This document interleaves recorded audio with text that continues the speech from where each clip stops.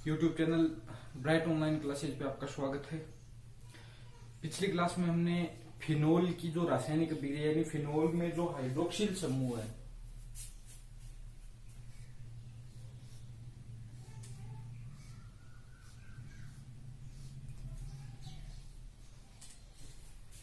Phenol में जो hydroxyl समूह उस हाइड्रोक्सिल समूह की जो अभिक्रिया थी वो हम पढ़ रहे थे।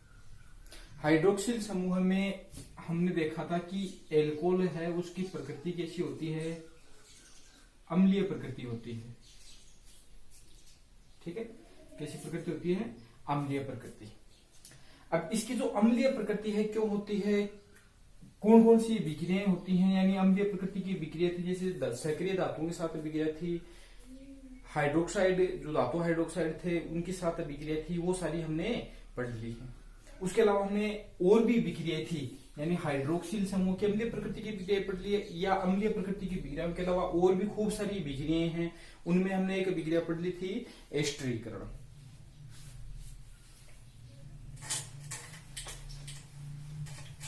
कौन सी पढ़ी थी,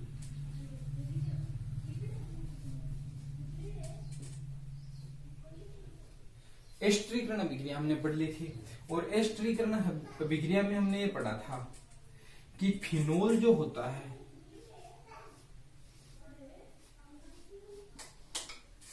फिनोल है उस फिनोल की अभिक्रिया हम किसके साथ करवा सकते हैं, या तो कार्बोक्सिलिक अम्ल के साथ करवा सकते हैं। उससे किसका निर्माण होगा, यहां से H2O निकलेगा और किसका निर्माण हो जाएगा,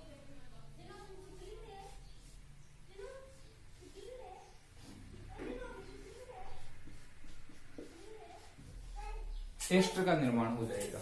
ठीक है, या फिर इसी की जगह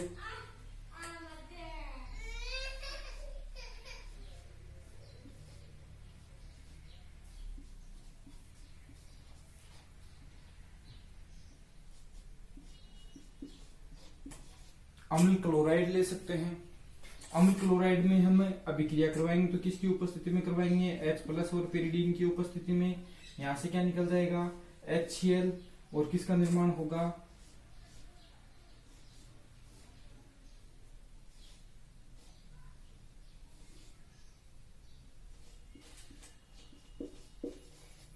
एस्टर का निर्माण होगा। तो ऐसी विक्रिया में एस्टर का निर्माण होता है, उन विक्रियाओं को हमने कहा था एस्टरीकरण अभिक्रिया।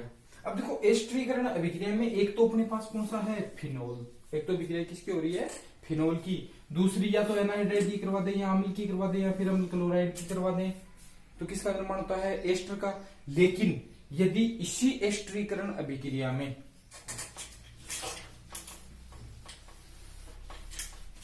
इसी एस्टरीकरण अभिक्रिया में हम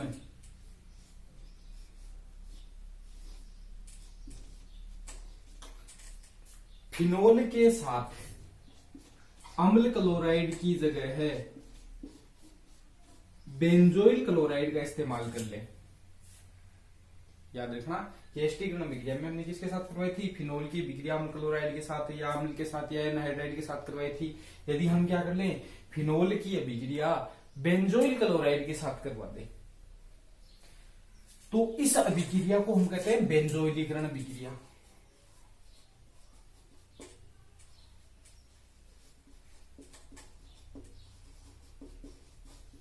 कौन सी विक्रिया कह देंगे, बेंजोइलीकरण विक्रिया कह देंगे। और इसी का दूसरा नाम है वो है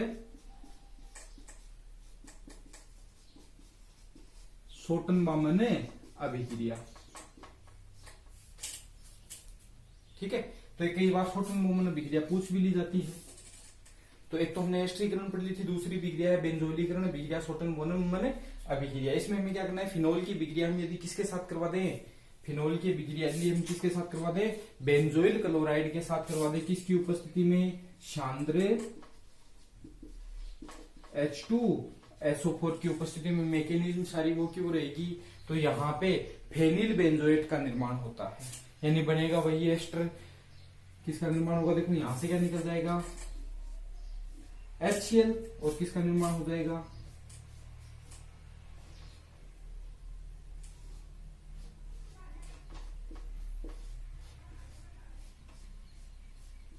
फेनिल बेंजोएट का।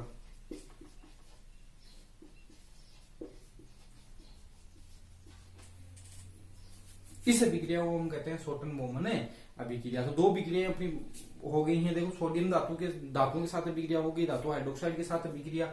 उसके अलावा अन्य अभिक्रियाओं में हम देखें एस्टीकरण हो गई है, बेंजोइलीकरण हो गई। तीसरी अभिक्रिया हम पढ़ते हैं इसी में, ठीक है, या आगे क्रम में हम देखें तो तीसरी अभिक्रिया है वो है ईथरीकरण।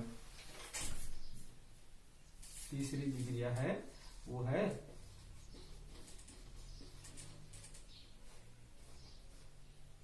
ईथरीकरण। ईथरीकरण का मतलब किसका निर्माण होगा? जैसे एस्टरीकरण में एस्टर का निर्माण होता है, उसी प्रकार ईथरीकरण में ईथर का संश्लेषण होता है। ठीक है, इसमें हमें क्या करना है कि सबसे पहले हम क्या करवाते हैं, फिनोल प्लस। फिनोल की अभिक्रिया किसके साथ करवा दें? धातु हाइड्रोक्साइड या धातु के साथ करवा दें, जैसे हमने करवा दी NaOH के साथ। ठीक है, तो क्या बनेगा? Sodium phenoxide. ये अभिक्रिया अब भी हमने इससे पहले वाली क्लास में पढ़ी है कि फिनोल की अभिक्रिया धातु हाइड्रोक्साइड के साथ करवाने पर किसका निर्माण होता है? धातु फिनोक्साइड का निर्माण होता है। उस धातु फिनोक्साइड की अभिक्रिया हम किसके साथ करवा दें? एल्किल क्लोराइड के साथ। तो किसका निर्माण होगा? ईथर का निर्माण होगा। अब ये अभिक्रिया में लिखना चाहें तो देखो, सबसे पहले हम किसकी अभिक्रिया करवाएंगे? फिनोल की अभिक्रिया।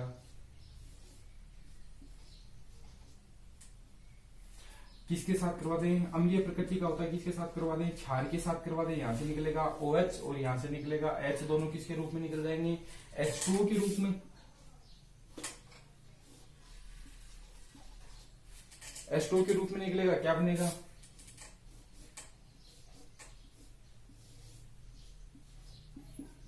एक लवण, यानी अम्ल क्षार की अभिक्रिया से लवण बनता है, उस लवण का निर्माण हो गया सोडियम में फिनोक्साइड। अब इस सोडियम फिनोक्साइड की अभिक्रिया हम किसके साथ करवा दें? CH3Cl के साथ करवा दें। किसके साथ करवा दें? एल्किल क्लोराइड RX कोई सा भी हो सकता है, जैसे हमने ले लिया CH3Cl, तो यहां से क्या निकल जाएगा? NaCl, और किसका निर्माण हो जाएगा?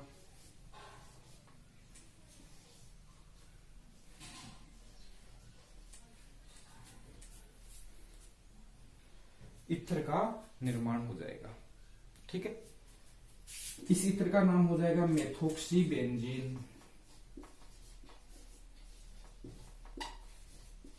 तो इस अभिक्रिया में फिनोल से क्या बना है?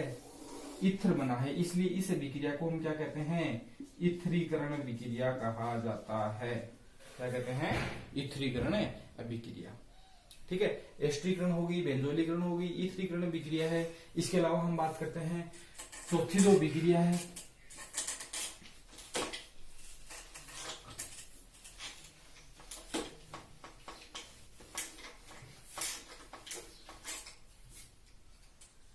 और ये इंपॉर्टेंट भी है, काफी बार पूछ भी ली जाती है।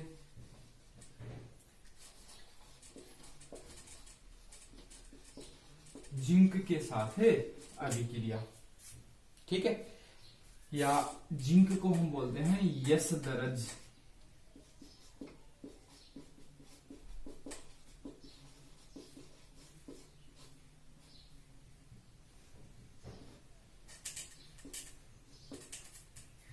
यस दरज के साथ अभिक्रिया काफी बार पूछ ली जाती है। और प्रश्न क्या पूछ लिया जाता है इससे कि फिनोल से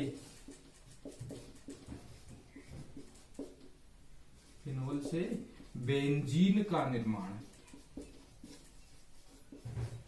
किससे? फिनोल से बेंजीन का निर्माण कैसे होगा? तो हम क्या करवाते हैं? फिनोल की अभिक्रिया, या फिनोल जो होता है OH, उसको किसके साथ करें? जिंक डस्ट यानी चूर्ण के साथ। जिंक चूर्ण या यस दरज चूर्ण के साथ हम क्या करते हैं? इसको गर्म करते हैं उच्च ताप पर। तो जिंक है वो क्या करता है? फिनोल से ऑक्सीजन को बाहर निकाल लेगा और किसका निर्माण हो जाएगा? क्या बन गई? बेंजीन। तो इसलिए इंपॉर्टेंट है। कई बार क्या है कि कन्वर्जन पूछ लिया जाता है कि फिनोल को इसमें परिवर्तित करो, तो किसके साथ अभिक्रिया करवा दें? जिंक के साथ। और भी अभिक्रिया लेकिन वो लंबी रहेंगी। एक ही स्टेप में क्या हो जाएगी? जिंक के साथ अभिक्रिया करवाने पर किसका निर्माण होता है? बेंजीन का निर्माण हो जाता है। तो ये इंपॉर्टेंट इसलिए है कि काफी पूछ ली जाती है, कन्वर्जन में पूछ ली जाती है, 1 नंबर का प्रश्न पूछ लिया जाता है और ये पूछा हुआ भी है 2016-17 के एग्जाम में ये प्रश्न पूछा हुआ है। अगली विक्रिया की हम बात करते हैं।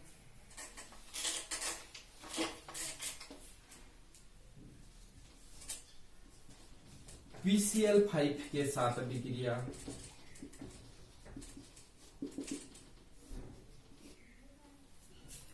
ठीक है। PCl5 के साथ विक्रिया, देखो हमने पहले जब एल्कोहल की विक्रिया पढ़ी थी कि एल्कोहल है उसकी विक्रिया हम किसके साथ करवा दें,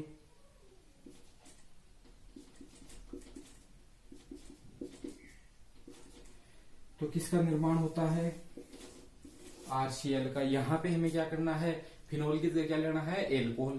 क्रिया विधि वो क्यों हो रहेगी, विक्रिया सारी की वो क्यों हो रहेगी, हम क्या करवाते हैं, जो फिनोल होता है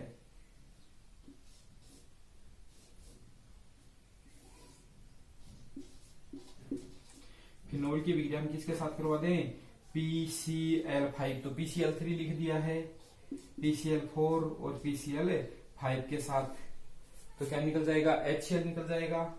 इसके अलावा POCl3 निकल जाएगा, साथ में किसका निर्माण हो जाएगा, क्लोरोबेंजीन। तो फिनोल को क्लोरोबेंजीन में परिवर्तित करने की अभिक्रिया होगी, साथ में क्या निकलेगा, POCl3 प्लस HCl।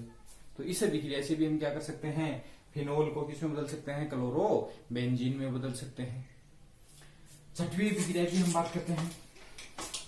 5 विक्रिया होगी, छठवीं विक्रिया है अमोनिया के साथ विक्रिया।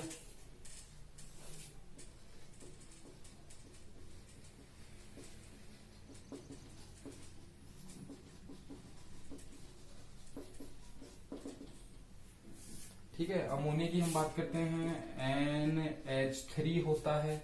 इस NH3 की विक्रिया हमें किसके साथ करवानी है, फिनोल के साथ करवानी है। फिनोल की हम बात करें,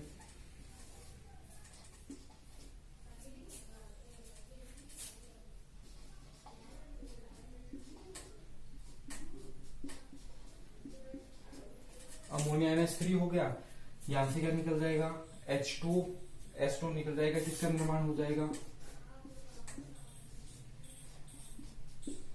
एनेलिन का निर्माण हो जाएगा। किसका निर्माण होगा, एनेलिन का। ये किसके साथ अभिक्रिया है, अमोनिया के साथ। तो देखो ये कुछ इंपॉर्टेंट अभिक्रिया, जैसे एस्टर में एस्टर का निर्माण होता है, ठीक है। सोटन-बोमन रिएक्शन वो भी इंपॉर्टेंट है। जिंक के साथ अभिक्रिया होगी, PCl5 के साथ अभिक्रिया है, अमोनिया के साथ अभिक्रिया है, सारी इंपॉर्टेंट है। क्यों, क्योंकि इन अभिक्रियाओं में जो फिनोल होता है उसको एक ही स्टेप में दूसरे कंपाउंड में बदला जा सकता है। जैसे फिनोल को किसमें बदलना हो, एनेलिन में, तो हम क्या करेंगे कि फिनोल की विक्रिया किसके साथ करवाएंगे, एनेलिन के साथ। यहाँ पे कंडीशन क्या होगी, कंडीशन होगी किसकी उपस्थिति में, जिंक क्लोराइड के साथ। यानी दोनों को हम क्या करते हैं, जिंक क्लोराइड के साथ 300 डिग्री सेल्सियस पर गर्म कर देते हैं। अभिक्रिया की कंडीशन क्या होगी कि फिनोल को अमोनिया के साथ जिंक क्लोराइड की उपस्थिति में 300 डिग्री सेल्सियस पर गर्म करने पर किसका निर्माण होता है, एनिलीन का निर्माण होता है। साथ में बाहर क्या निकलता है, जल का अणु बाहर निकल जाता है। ठीक है, तो ये सारी विक्रिया इंपॉर्टेंट इसलिए है क्योंकि इन अभिक्रियाओं में केवल एक ही स्टेप में फिनोल को दूसरे कंपाउंड में बदला जा सकता है। जैसे फिनोल को हम किसमें बदल सकते हैं, बेंजीन में, फिनोल को एनेलिन में बदल सकते हैं, फिनोल को क्लोरोबेंजीन में बदल सकते हैं, फिनोल को एस्टर में बदल सकते हैं, फिनोल को ईथर में बदल सकते हैं। ठीक है, तो ये सारी विक्रियाएं हैं वो हमें याद रखना जरूरी है। और इसकी इसी पहली विक्रिया में यानी OH समूह की जो विक्रिया हम पढ़ रहे थे उस विक्रिया में अंतिम विक्रिया की हम बात करते हैं, वो है ऑक्सीकरण विक्रिया।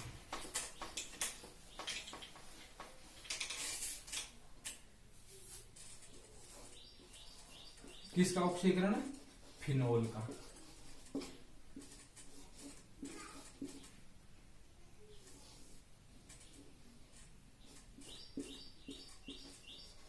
ऑक्सीकरण का हमें पता है, ऑक्सीकरण कब होता है, जब किसी भी जो एटम होता है या परमाणु होता है उसके ऑक्सीकरण अंक में क्या होती है, वृद्धि होती है। तो इन सब के ऑक्सीकरण के अंक की हम बात करें तो यहाँ पे केवल क्या क्या जुड़ा है, एक एक हाइड्रोजन जुड़ा है, उसके सापेक्ष हम निकाल लेंगे। अब इसमें हमें क्या करना है, ऑक्सीकरण के 2-3 तरीके हैं, तो हाइड्रोजन को बाहर निकालो या फिर ऑक्सीजन को ऐड करो, या फिर किसी भी तरीके से किसी ऋणात्मक आवेशित जो परमाणु उसको ऐड करो, तत्व को ऐड करो, या फिर धनावेशित को निकालो।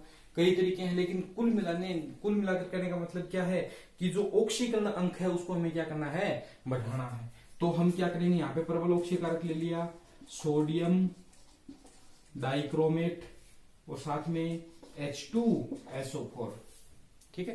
यानी फिनोल को किसके साथ करते हैं, हमें किसके द्वारा ऑक्सीकृत करते हैं, सोडियम डाइक्रोमेट और सांद्र H2SO4 के साथ करते हैं। तो इससे सीधा बेंजोक्विनोन का निर्माण हो जाता है, यानी ये यहाँ पे एक ऑक्सीजन और जुड़ जाएगा और सीधा किसका निर्माण हो जाएगा, बेंजोक्विनोन का निर्माण हो जाएगा।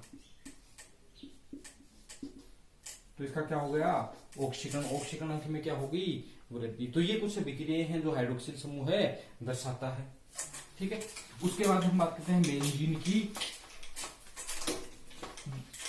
अभिक्रिया, यानी फिनोल है वो कुल 3 प्रकार की अभिक्रिया दर्शाता है। हाइड्रोक्सिल समूह की अभिक्रिया, तो हाइड्रोक्सिल समूह की अभिक्रिया हमने सारी पढ़ ली है, ठीक है। इसमें ऑक्सीकरण अभिक्रिया की हम बात करते हैं, तो ऑक्सीकरण अभिक्रिया में हाइड्रोक्सिल समूह भी भाग लेता है और बेंजीन वलय का भी क्या होता है, ऑक्सीकरण दोनों का होता है, लेकिन साथ में हमने पढ़ ली है। दूसरी प्रकार की अभिक्रिया थी वो है बेंजीन वलय की अभिक्रिया, यानी फिनोल में जो बेंजीन वलय होती है उसकी अभिक्रिया। और तीसरी प्रकार की अभिक्रिया वो है संगलन अभिक्रिया। अब हम बात करते हैं बेंजीन वलय की अभिक्रिया। तो देखो फिनोल जो होता है उसमें बेंजीन वलय से एक हाइड्रोक्सिल समूह जुड़ा रहता है, और हमें पता है यदि एक बार हम हाइड्रोक्सिल समूह को छोड़ दें तो पीछे अपने पास क्या बचती है, बेंजीन। इस बेंजीन की हम बात करें तो बेंजीन में 3 क्या है, पाईबंध यानी द्विबंध है, और पाईबंध के कारण ये किसकी भांति व्यवहार करता है, ये नाभिक स्नेही की भांति व्यवहार करता है। यानी फिनोल है किस प्रकृति की, जो फिनोल में बेंजीन वलय किस प्रकृति की, नाभिक स्नेही की। तो नाभिक स्नेही है इसलिए वो किसके साथ अभिक्रिया करेगा, इलेक्ट्रॉन स्नेही के साथ अभिक्रिया। कौन सी अभिक्रिया दर्शाएगा, इलेक्ट्रॉन स्नेही प्रतिस्थापन अभिक्रिया दर्शाता है, ठीक है। यानी फिनोल जो होता है उस फिनोल में उपस्थित जो बेंजीन वलय है वो किसी भी इलेक्ट्रॉन स्नेही के साथ आसानी से अभिक्रिया करके क्या दर्शाती है, प्रतिस्थापन अभिक्रिया। यानी एक हाइड्रोजन किसी भी पोजीशन से एक हाइड्रोजन क्या हो जाता है, हट जाता है और उसकी जगह कोई भी इलेक्ट्रॉन नहीं जुड़ जाता है। कौन सी पोजीशन से हाइड्रोजन का प्रतिस्थापन होता है, क्यों होता है, क्या उसकी क्रियाविधि होगी, जैसे हमने पहले भी बेंजीन वलय या क्लोरोबेंजीन की अभिक्रिया पढ़ी है, सेम उसी प्रकार की है। तो ये पढ़ने से पहले मैं चाहूंगा कि आप लोग जो हेलोबेंजीन की हमने अभिक्रिया पढ़ी थी वो हेलोबेंजीन की अभिक्रिया जो नाभिक से इलेक्ट्रॉन से प्रतिस्थापन अभिक्रिया वो एक बार दोबारा पढ़ ले। उसके बाद हम फिनोल की जो बेंजीन वलय है उसकी इलेक्ट्रॉन से प्रतिस्थापन अभिक्रिया पढ़ेंगे। आज की क्लास में इतना काफी है। Thank you.